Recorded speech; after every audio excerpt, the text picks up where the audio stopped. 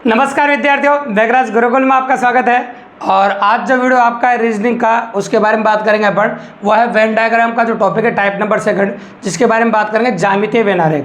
तो ज्यामितीय वेन आरेख अंग्रेजी में बोलते हैं ज्योमेट्रिकल वेन डायग्राम।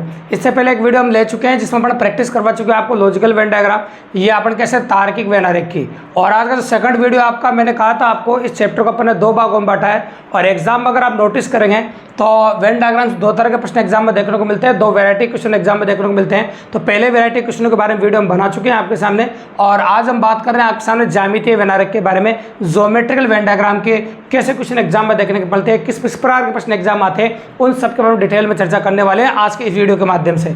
एक बात आपको पहले बता दें, पूरा प्रैक्टिस वेरिएंट सेशन है जिसमें अपन टोटली प्रैक्टिस वेरिएंट प्रोग्राम के बारे में जानेंगे। और इसके जो इस वीडियो का एंड स्क्रीन होगी उसमें उस वीडियो को मैं डाल दूंगा जिसमें कंप्लीटली कंसेप्ट है वेन डायग्राम के बारे में, जिसमें ज्यामितीय वेन डायग्राम के बारे में कंप्लीट कंसेप्ट है, कैसे क्वेश्चन बनते हैं, किस प्रकार बनते हैं, पूरा एनालिसिस है। तो एंड स्क्रीन डाल देंगे, उस वीडियो को आप देख लें, ताकि इस वीडियो को देखने के बाद फिर ये जो क्वेश्चन आप करेंगे तो काफ़ी अच्छे से पॉसिबल बनेंगे और काफ़ी ईजी बनेंगे।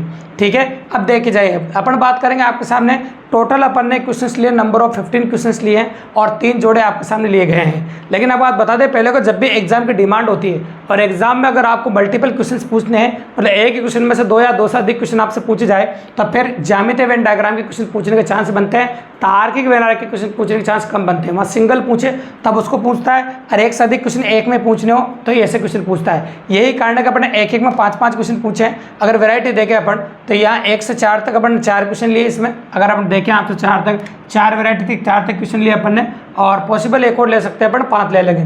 तो मान लो 5 है, 5 है और 5 है, तो इस प्रकार से 5-5 पॉसिबिलिटी ले लेंगे अपन, आना 4 लिखे, एक और लिख देंगे अपन। ठीक है, तो 15 वैरायटी है, 3 अलग अलग डायग्राम है आपके सामने।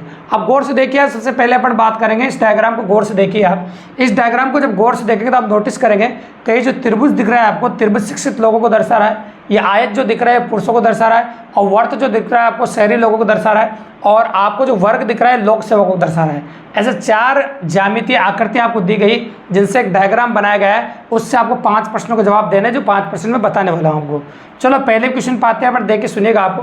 तो पहला क्वेश्चन ऐसा पूछा है, ऐसे व्यक्तियों की संख्या बताइए जो शिक्षित पुरुष है। मैंने लिखा शिक्षित पुरुष है लेकिन शहर में नहीं रहते हो। तो एक तो बोला शिक्षित हो और क्या हो, एक साथ में पुरुष हो, मतलब शिक्षित भी हो पुरुष हो लेकिन शहर में नहीं रहते हो। मतलब इस वर्त को मना किया है, इस वर्त को मना किया है, और आयत और त्रिभुज का कॉमन होना चाहिए। जो वर्त को मना किया है, आयत त्रिभुज के कॉमन होना चाहिए, क्योंकि यहाँ तो बात पहुंची ही नहीं, लोक से वक्त है तो कोई मतलब ही नहीं। तो आपका आंसर आ जाएगा 11, क्योंकि इसको तो शहरी को तो मना कर ही दिया आपके सामने, और शिक्षित और पुरुष की बोला है, शिक्षित होना चाहिए और पुरुष होना चाहिए। इन दोनों का जो कॉमन मान है वो आपका 11 है। तो इस पहले क्वेश्चन का जवाब जो आ गया आपका वो 11 आ गया। बिल्कुल सिंपली और काफ़ी इजीली अप्रोच कर दिया और काफ़ी आसानी से अपन ने कर दिया। अब आते हैं अपना अगले क्वेश्चन के बारे में। तो अगला क्वेश्चन अपना क्या कहता है वो देखिए आप। अगला क्वेश्चन कहता है, ऐसे व्यक्तियों की संख्या बताई, ना तो लोक सेवक है, लोक सेवक को भी मना किया है, न शिक्षित है, शिक्षित को भी मना किया है न पुरुष है, पुरुष को भी मना कर दिया। यूँ बोला केवल शहरी है, मतलब शहरी शहरी बोल रहा है। तो यूँ बताओ, तीनों डायग्रामों को हटा दो, आप शहरी शहरी देख लीजिए सिर्फ। तो तीनों डायग्रामों को हटा, शहरी शहरी में अगर आप देखेंगे तो मात्र 3 आएगा आपका ये। तो शहरी में सिर्फ शहरी शहरी आपका जो होगा वो 3 होगा। तो सारे डायग्राम आप हटा दीजिए, ये सबको दबा दीजिए, सिर्फ ये देखिए शहरी, तो यहाँ 3 बच जाएगा आपका। तो आपका जो आंसर आएगा वो 3 आ जाएगा। अब आते हैं अपने क्वेश्चन नंबर 4 के बाद 3 के बारे में। ऐसे व्यक्तियों की संख्या जो शिक्षित पुरुष शहरी हैं, शिक्षित भी है पुरुष भी और शहरी है, तीनों को कॉमन देखना है, शिक्षित पुरुष और शहरी। तो शिक्षित पुरुष और शहरी, ये शिक्षित है, ये पुरुष है और ये शहरी है। इन तीनों में अगर कॉमन की बात करें अपन, तो तीनों में कॉमन आ रहा है आपका 12। लेकिन अपन कह सकते हैं लोक सेवक को मना नहीं किया है। अगर इंगित वेरिएंट है आपके सामने तो लोक सेवक को मना नहीं किया, तो चारों का जो कॉमन है आपका, चारों का नहीं है क्योंकि अलग है, इसमें चारों को कॉमन नहीं कह सकते अपन।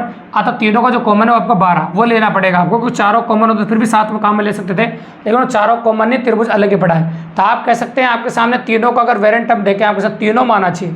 फिर देख लेते एक बार, शिक्षित भी हो, देखो नहीं आया उसमें, पुरुष भी हो 12 नहीं है, और शहरी है। तो शिक्षित के साथ यह आना चाहिए, पुरुष भी हो और साथ में क्या हो शहरी। तो तीनों में तो 4 आ रहा है, तो 4 लेना पड़ेगा, है ना, 4 आ रहा है सब में, मतलब इसमें भी आना चाहिए ना, फिर शिक्षित में नहीं आया था। 4 है, इसमें भी है, इसमें भी है और इसमें भी है, तीनों में आ गया वो। तो आपका आंसर होगा 4। अब आ जाओ क्वेश्चन नंबर 4 पे। ऐसे व्यक्तियों के संख्या पुरुष भी है, लोक सेवक भी है, शिक्षित और शहरी नहीं है, मतलब शिक्षित और शहरी दोनों को मना किया। पुरुष और लोक सेवक ढूंढो सिर्फ, मतलब पुरुष और लोक सेवक दोनों का कॉमन देखिए। तो ये पुरुष है और ये आपका लोक सेवक है। तो दोनों का जो कॉमन है आपका वो 13 है, क्योंकि इन दोनों को तो मना कर ही दिया आपका। तो इन दोनों का जो कॉमन है आपका 13 हो जाएगा, तो आपका आंसर होगा 13। बिल्कुल सिंपली और काफ़ी इजीली अप्रोच कर दिया। एक लास्ट क्वेश्चन ऐसा ले लेते हैं जिसमें मैं कह सकता हूँ आपके सामने क्वेश्चन नंबर 5, ऐसे व्यक्तियों की संख्या, प्रैक्टिकली अप्रोच है पर ले सकते हैं आपके सामने, ऐसे व्यक्तियों की संख्या जो केवल लोक सेवक हो, केवल लोक सेवक। तो केवल लोक सेवक की अगर बात करें अपन तो 7 ये केवल लोक सेवक बोला तो केवल बोला है, तो ये 7 अकेला लोक सेवक है, तो आपका आंसर आ जाएगा लोक सेवक का 7। मतलब लोक सेवक का जो 7 है। इस प्रकार से आपके जो हो जाएंगे 5 क्वेश्चन आपके, ये अपन ने पहले डायग्राम में लिए आपके सामने टोटल 5 क्वेश्चन। अब आ जाते हैं 6 से नंबर 10 क्वेश्चन तक, 5 क्वेश्चन और। इस डायग्राम चेंज हुआ, डायग्राम में फोटो देखिए आप, किस प्रकार की पॉसिबिलिटी वो देखिए आप। तो गायक दर्शा रहा है आपको वर्त को, स्त्रियों का आपका त्रिभुज दर्शा रहा है, और आयत आपको इस प्रकार से नोटिस कर रहा है। तो 3 डायग्राम आपको दिए जा रहे हैं, इस प्रकार से पॉसिबल है। अब इसमें टोटल 5 क्वेश्चन अपन पूछेंगे आपके सामने, किस प्रकार से पॉसिबल है देखो। तो मैंने शॉर्ट में लिखा ताकि अपन को ज़्यादा नहीं लिखना पड़े और आप समझ जाओ। एस का मतलब मैंने लिखा आपके सामने, यहाँ पर देखो जो दे रखा है आपके सामने स्त्रियाँ, और पी का मतलब प्रबंधक, और जी का मतलब गायक, समझ जाना आप। तो ऐसे व्यक्तियों की संख्या जो स्त्री भी है, प्रबंधक भी हो और गायक भी हो, मतलब तीनों का कॉमन हो, मतलब तीनों में आ रहा हो, तो आप नोटिस करेंगे तीनों में आने वाली जो संख्या है आपकी, वो तीनों का जो कॉमन है वो 4 है आपका, वो तीनों में आ जाएगा आपका। तो आपका आंसर हो जाएगा 4। आगे सुनो, ऐसे व्यक्तियों की संख्या जो प्रबंधक हो और स्त्रियाँ हो, तो प्रबंधक हो और स्त्रियाँ हो, तो प्रबंधक और स्त्रियाँ बोला मैंने, गायक को मना नहीं किया, यहाँ पर तीनों कॉमन भी दे रखा है। तो प्रबंधक और स्त्रियाँ, तो आप जानते हैं प्रबंधक कितने आपके 35 आना, प्रबंधक और स्त्रियों दोनों कॉमन देखो, प्रबंधक और ये त्रिभुज क्या स्त्रियाँ, तो इन दोनों में जो कॉमन आ रहा है आपका वो कितना आ रहा है आपका 9। अब 9 कॉमन आ रहा है आप देख ही रहे, लेकिन मैंने गायक को मना नहीं किया, तो मना नहीं किया तो 4 और जुड़ जाएगा, तीनों कॉमन, तो आपका आंसर आ जाएगा 13। अगर ये बोलते तो गायक नहीं है तो फिर आंसर आ जाता आपका 9, लेकिन गायक के बारे में कुछ भी नहीं बोला तो आप कैसे 9 + 4 बराबर 13। अब ऐसे व्यक्तियों की संख्या जो सिर्फ गायक है, सिर्फ गायक पूछा क्वेश्चन नंबर 3 में, सिर्फ गायक में तो आप जानते हैं गायक आ जाएगा, तो गायक हो जाएंगे आपके 15। बिल्कुल सिंपल सी बात है। आगे सुनो, ऐसे व्यक्तियों की संख्या जो प्रबंधक हो और इन दोनों को मना किया, स्त्रियों को मना किया और आपके सामने गायक को मना किया, सिर्फ प्रबंधक बताओ, तो प्रबंधक हो गया आपके 35। इसी प्रकार इसमें गायक पूछे, इन दोनों को मना किया, तो गायक कितने हो गए आपके 15। तो ये क्वेश्चन सेम है, सिर्फ गायक पूछे या फिर इन दोनों को मना करके पूछे, दोनों का आंसर सेम ही है, बस बोलने का तरीका अलग अलग है। इस प्रकार से पॉसिबल बनाए थे क्वेश्चन नंबर 6 से 10।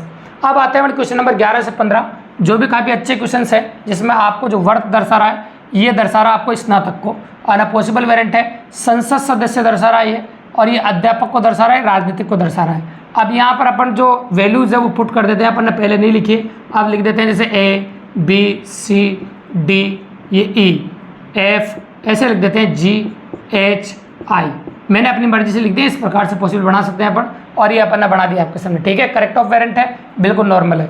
अब देखते जाते हैं अपन, ये सब नाम तो अपन ने लिख दिए। क्वेश्चन नंबर 11 पढ़ते हैं अपन। तो ऐसे व्यक्तियों की संख्या जो एस से अपन आप बता देते हैं आपको स्नातक है, ए से अध्यापक है, आर से राजनीतिक है, और एस से संसद सदस्य हैं। तो ऐसे व्यक्तियों की संख्या जो स्नातक है, अध्यापक है, लेकिन क्या राजनीतिक नहीं है। स्नातक और अध्यापक दोनों को कॉमन देखना आपको, तो अध्यापक और स्नातक, तो अगर आप अध्यापक देखेंगे तो ये है, और स्नातक देखेंगे तो ये वाला है आपका। तो इन दोनों के बीच में अगर कॉमन देखोगे आप, तो यहाँ पर देखेंगे आप, तो यहाँ पर हाँ यहाँ तक ही पहुँच रहा है डायग्राम, इसके आगे नहीं है, तो यहाँ पर कुछ लेना पड़ेगा। आई देखो जे, यहाँ पर जे ले लेता हूँ छोटा सा, क्योंकि डायग्राम छोटा बना है अपन ने। तो इन दोनों के बीच का कॉमन मान ले लिया अपन ने, तो इन दोनों के बीच में जो कॉमन है, जहाँ टच हो रहे हैं आपके, वहाँ पर जे लिख दिया मैंने, तो आपका आंसर आ जाएगा जे। ये इस प्रकार से ले लिया, अपनी मर्जी से ले लिया अपन ने, और मान भी अपनी मर्जी से लिख दिया, आंसर हो गया आपके सामने। आगे सुनो, ऐसे व्यक्तियों की संख्या जो राजनीतिक है और स्नातक है, लेकिन संसद सदस्य नहीं है। तो राजनीतिक और स्नातक का कॉमन देखना है, मतलब बड़े त्रिभुज और इसका देखना है। तो इन दोनों का अगर कॉमन देखो आप, संसद सदस्य नहीं है, तो मतलब इसको मना किया है, तो इसको मना कर दिया, तो यहाँ एफ हो गया आपका, तो आपका आंसर हो गया आपके सामने एफ, ठीक है। आगे देखो, ऐसे व्यक्तियों की संख्या जो राजनीतिक है और तीनों को मना किया, सिर्फ राजनीतिक को बोला है, तो राजनीतिक की बात करें यहाँ पर, तो ए हो जाएगा आपका, सिर्फ राजनीतिक है ना, इस प्रकार से।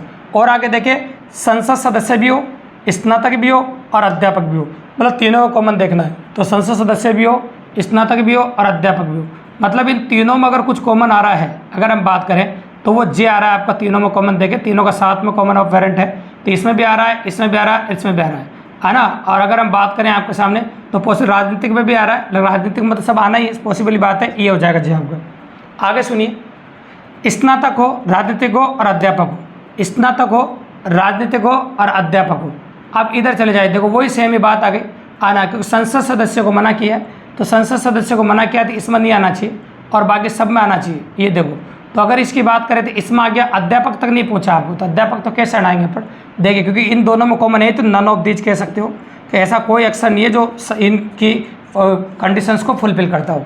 मतलब ये स्नातक भी हो, राजनीतिक भी हो, अध्यापक हो, ऐसा कुछ भी नहीं है, इसलिए आप कह दो नन ऑफ दीज, मतलब इनमें से कोई भी नहीं। मतलब ऐसा कोई भी अक्षर नहीं है जो तीनों में अक्षर को कंडीशन को फुलफिल करता हो, तो ऐसा भी आंसर कभी एग्जाम में देखने को आपको मिल सकता है। तो इस प्रकार की वैरायटी एग्जाम में देखने को मिलेगी आपको ज्यामितीय विनारक में, और ऐसे प्रश्न आपको एग्जाम में देखने को मिल गए जिनको काफ़ी इजीली और काफ़ी आसानी से अप्रोच कर सकते हैं, और काफ़ी पॉसिबल ढंग से आप इजीली अप्रोच करेंगे और काफ़ी आसानी से कर पाएंगे दोस्तों। तो काफ़ी मज़ेदार कंटेंट था, शानदार था। अगर वीडियो पसंद आया आपको और ज्यामितीय विनारक किस प्रकार प्रश्न आपको समझ में आए, तो चैनल को सब्सक्राइब करो दोस्तों, लाइक करो, शेयर करो और अपने और दोस्तों को बताओ, ताकि इसी प्रकार बेहतर वीडियो और भी बनाने का मोटिवेशन हमको मिलते रहे। और चैनल पर बने रहे, ठीक शाम को 6 बजे डेली आपको क्लास मिलेगी, कंटिन्यू क्लास मिलेगी और किसी न किसी एग्जाम से रिलेटेड क्लास मिलेगी आपको दोस्तों। तो आप कंप्यूटर एग्जाम की तैयारी करें तो हमारे चैनल पर कंटिन्यू बने रहे, है ना, पर्टिकुलर एग्जाम के वेरिएंट के हिसाब से बने रहे, और चैनल को सब्सक्राइब करना बिल्कुल भी ना भूलें दोस्तों। धन्यवाद।